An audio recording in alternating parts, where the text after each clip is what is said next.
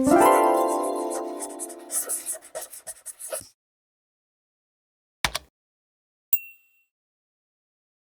you're like me, you're always moving your 3D cursor by accident. And I need my 3D cursor for this scene to be in the world origin, meaning the very center of this scene, the very center of the viewport, the very center of my world.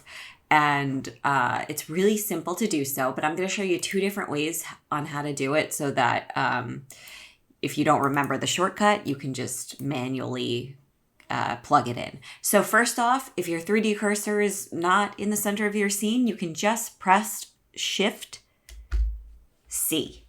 Shift C will automatically get that cursor where you need it to be. So now I can see right here is the crosshairs of where my center of my world is, and now my 3D cursor is there.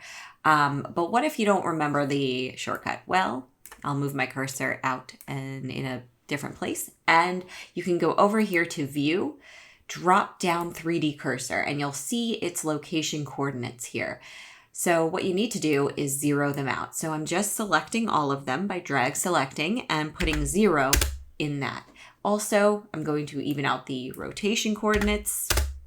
There's 0, 2, and now it's back to where it started. So that is all you need to do. Oops, I moved it again. How do I get it back? Shift C, and I'm back in business. If you don't want to mess around with it anymore, make sure you're out of cursor control and you're in something else. So if I go over to my move tool, I no longer am moving that cursor and I am free to go about my scene. I hope you guys found this useful. Join me in my Blender playlist for more tips and tricks.